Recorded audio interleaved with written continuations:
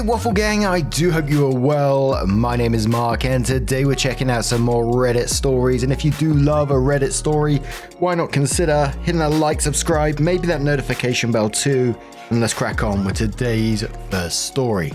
Much love guys. Now today's first story comes from Understand004 and says, my fiance 25 male lied about speaking Korean fluently to me, 24 female, for 3 years. I don't know what to think. I've been with Jimmy for 3 years now. We first met in college and we pretty much instantly hit it off. I'm full Korean while he's half Korean, even though he doesn't look like it at all. I was slightly disappointed when I found out that he didn't speak Korean. Pretty much everyone in my family speaks it more than anything, so I thought it would be an issue, but it wasn't. He told me that he didn't know it, but he was studying it, which I thought was a nice gesture. He met my parents for the first time and they speak English but prefer not to speak it much. My parents complained to me pretty much the entire night and even badmouthed him quite a bit because of his actions and not understanding. I didn't know at the time, but I really defended, and although most dinners at my parents' house were them being fake nice to him, I tried my best to stick up for him. The first time my parents met his dad and his sister, they spoke very poorly of them. It was downright insulting. His dad had some pretty rude and weird behavior that was frowned upon. I would always talk with my parents on the phone while we lived on campus, often on speakerphone, and Jimmy would just kind of play dumb. Even with my friends, many of them were very rude to him after I told them he didn't understand it. He proposed to me at our favorite park 3 months ago in Korean, and I was blown away by it. I thought it was the sweetest thing in the world. I cried for joy and happily accepted. I was so proud of him. Fast forward to last week. One of Jimmy's old-time friends had returned from his assignment overseas and met us for dinner. Really nice and respectable guy. And he's talking and just full-blown starts speaking Korean to Jimmy, and I'm taken aback. Oh, he doesn't know how much he's still learning. The guy scratches his head and goes, Jimmy is the guy who helped teach me Korean. What are you talking about? And at first I didn't know what to think. I was relieved and excited that Jimmy actually knew it, but the more I thought about it, the more angry I became. When I confronted him about why he didn't tell me sooner, he said that when his mother passed on his 18th birthday, he stopped speaking altogether and just started telling people he didn't understand it. He said that it reminds him of her. Which is understandable, but I don't know if I can accept something like that. When I told my parents, my dad was overjoyed, while my mother had a panicked look on herself as she recalled all the nasty things they said about him and his family in front of them. My dad seemed to brush it off and fully understood Jimmy's reasoning for not speaking it anymore. But I don't know if I can be so forgiving. I feel like he's been secretly spying on me for the past 3 years. He lied to me about it, even my friends. He treated everyone so kindly, even though they all at some point talked bad about him. I don't know if he's noble and romantic or if he's just using it to his advantage. Our relationship is otherwise perfect, and it seems like such a silly minor detail to get upset over, but I don't know. Any outside perspective or input? Am I wrong for not letting this go so lightly? I think he should have told me way sooner. Yeah, the parents are just bloody rude to him and they should be apologizing. That's an absolute given, but I can't help but feel the same about OP. OP said that they tried to stick up for him, but still brought him around people who were being fake nice to him, were talking crap about him behind his back. That's not exactly filling me with joy, you know? And the fact that Jimmy hasn't held this against you in any way, he's heard everything. And obviously not blaming him in any way, but questions that were going through my head is like, why was he sitting there through that as well? Why would he just sit there and listen to them talk about him like that and not saying anything afterwards? There's just little parts of it that feel kind of off to me, if you get what I mean. But Caracat says, your parents and friends were acting rudely. They should apologize to him and hope he's happy to forgive. As for you, you're in a relationship for 3 years, yet never took an interest in how his Korean studies were going, or tried to have a conversation with him to practice what he's learned. Opie says not really. I would say little phrases here and there, and he would respond according to the most part. I never actually sat down with him because everyone says they'll learn a language someday. I didn't think he would actually stick with it. He always studied on his own time. Another kitty says, I can understand being upset about being lied to, but I think what you're feeling is probably a lot of embarrassment about how your parents and friends acted. Sometimes people who are biracial are used to not being accepted by one or both sides of their cultures. No matter what he does, to some people, Jimmy will never be Korean enough, even though that's part of who he is. You need to understand this because if you have kids and they look a little like him, they might be treated like Jimmy one day too. Don't you wonder how your boyfriend was able to sit through all that abuse and not say anything? And why he would still be with you after all that? If anything, he has a right to be mad and judge you for having these kind of people in your life. But maybe he is a calm enough person to know that when people say bad things about you, it shows you more about their character than yours. Or maybe, sadly, he has seen this kind of negative and judgmental behavior before from other relatives. I suspect this might be the case. He is used to people judging him because they've judged all his life, and he has learned to brush it off. Like I said, I do understand feeling upset that he wasn't completely honest with you. You want to be in a relationship with someone who is able to trust you, and 3 years is a long time. However, I can understand where he's coming from too. Talk it over. See if you can use this to come to a deeper understanding of each other. Maybe you can use this to become a stronger person who can stand up to your relatives and friends more, or be a better example at least. And maybe you can have a better understanding of his heart and character. This may put distance between you, but you can also choose to let it draw you closer. Opie says, I'll admit, a lot of my feeling is embarrassment after that dinner when we got back to our apartment. I looked him in the eyes and cried like a little baby. I didn't know what to say or do, and the only thing in my mind was how shitty my friends and family were to him and how he would face them over and over again willingly.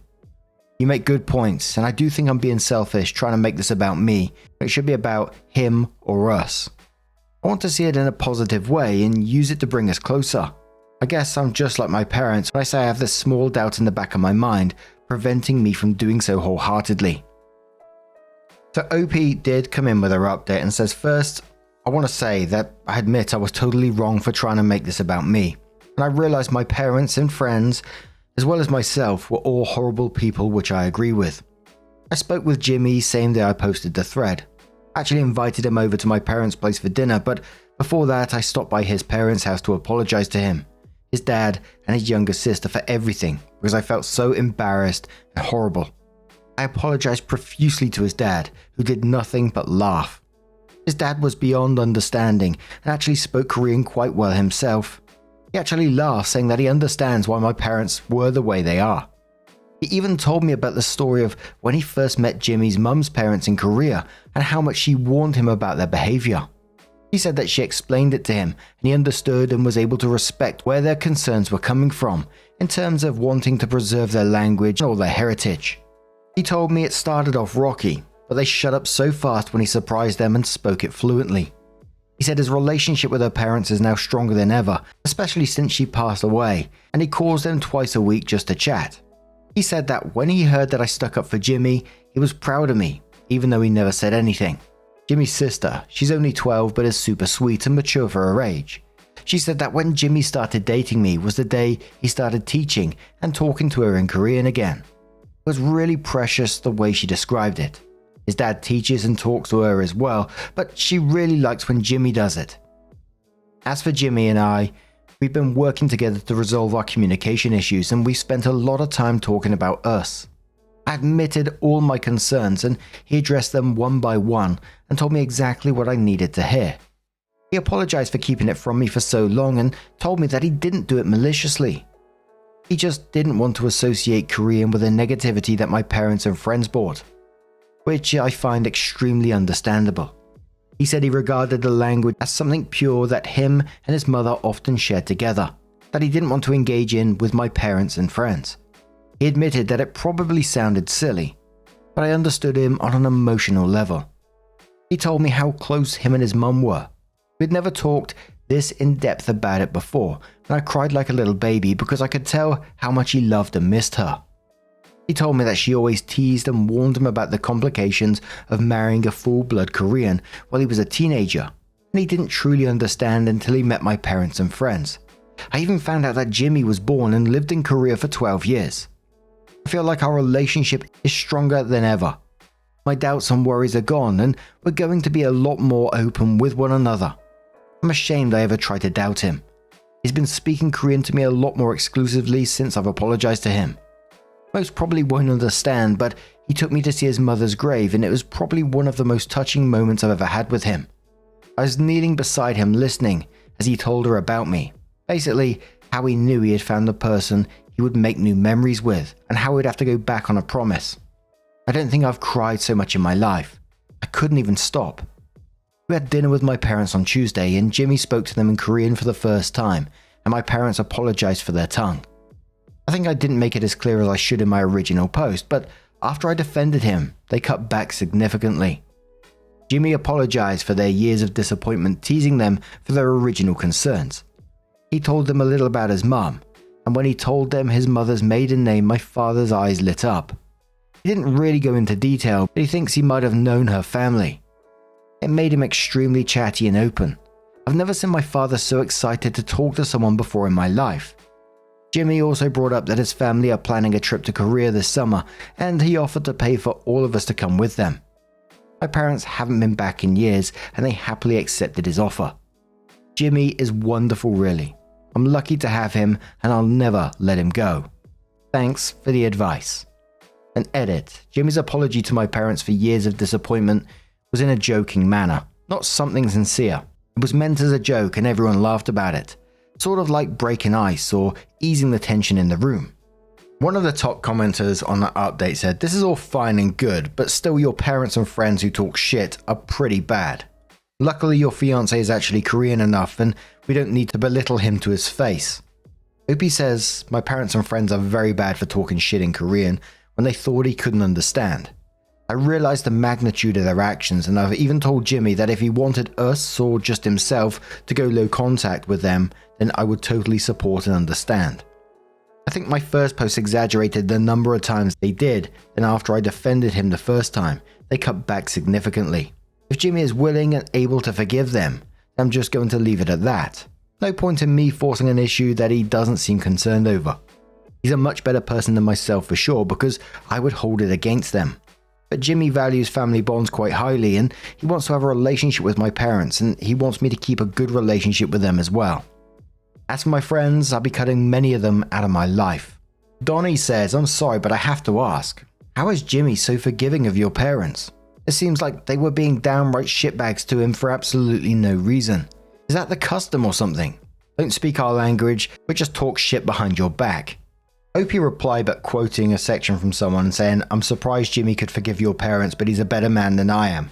I'm just a little upset at my own culture's exclusivity, superiority complex. It's just so annoying at times." And continues saying, "I feel the same way, and honestly Jimmy is one of a kind, I feel, in terms of forgiveness. But after talking to him about his mum and family, I realized that he regards family very highly and doesn't believe in cutting ties over insulting behavior.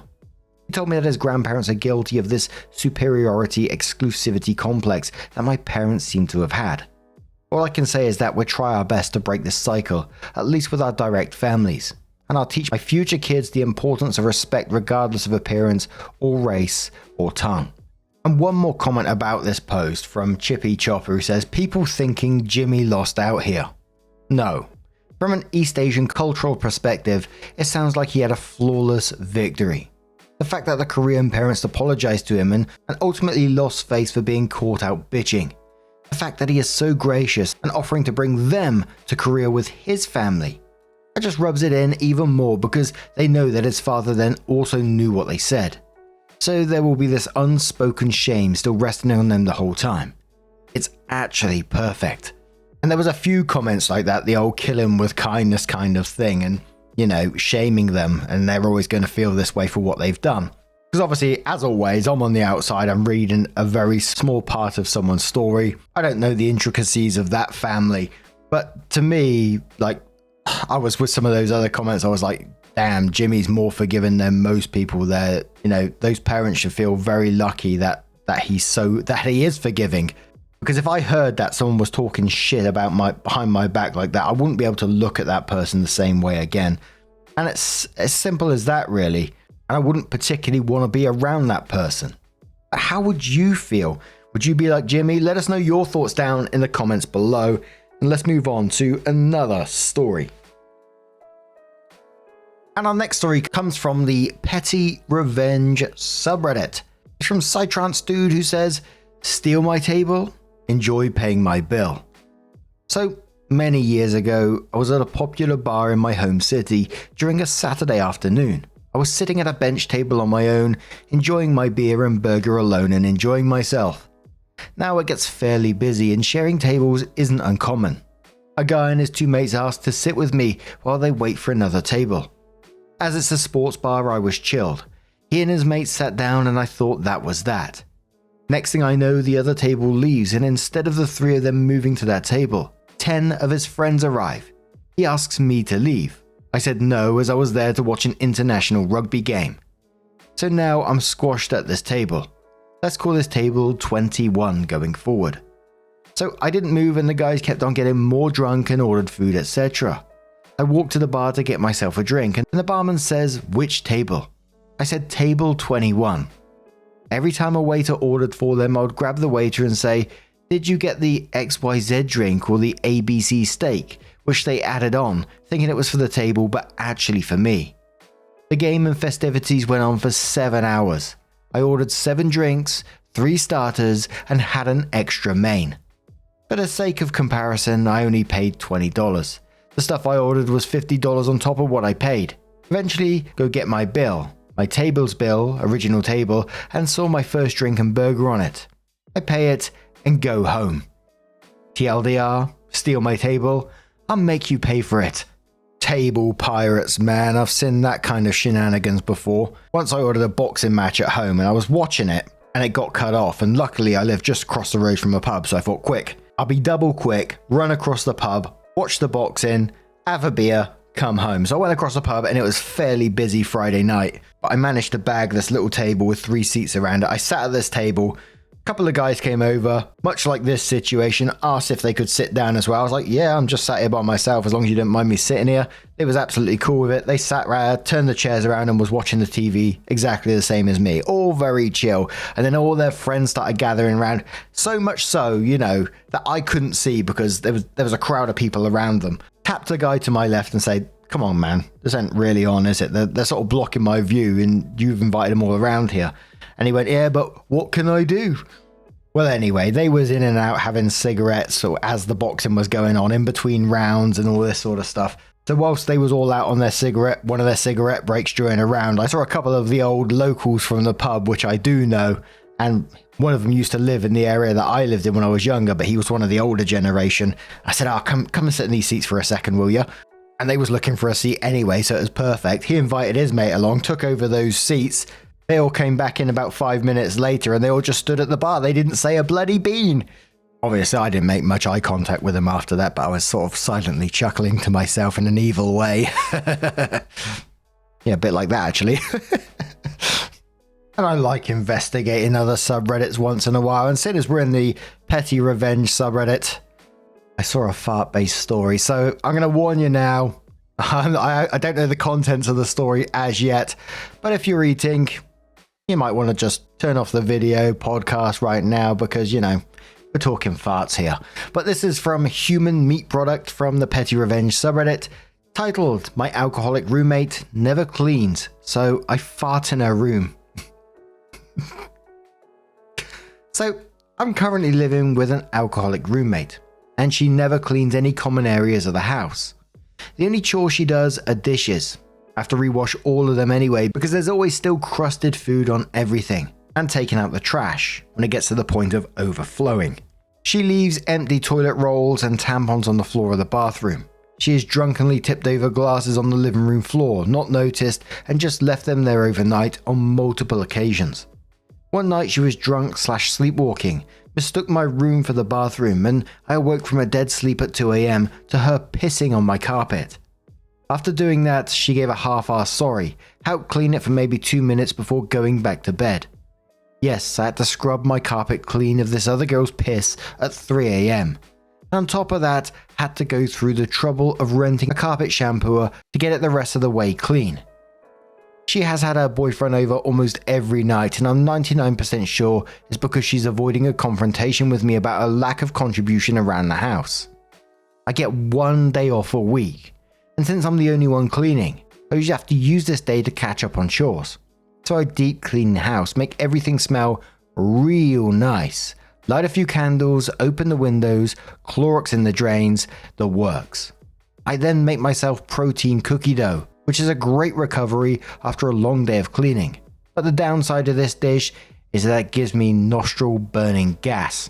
I legitimately turn into a biohazardous leaky balloon when I eat this stuff. After consuming the dubious concoction, I deposit all my farts into a room. I shut the door immediately after each one to ensure it gets hot-boxed with its rancidity. I take great satisfaction in knowing she opens the door to a lovely, warm cloud of pumpkin spice candles and a spotless house, only to go in her room and be assaulted by my farts. I know I'm a horrible person. Is that going to make me stop? Probably not. One of my bros used to hotbox my bedroom, but the problem was that you could literally see the door open and their ass come through the crack and then fart and then shut it. It was a time. The old 2010 biohazard wars. Ah, what a time. Anyway, what do you guys make of this situation? The comments below that one. Holy moly. What protein does to people, man. Anyway, what do you guys make of this situation? As always, would love to know your comments down below. And just a huge thank you for being here, getting involved in the stories, your love, your support, your time. Always means the absolute world to me. So thank you so much. And hopefully I'll see you in the next one. Take care and much love.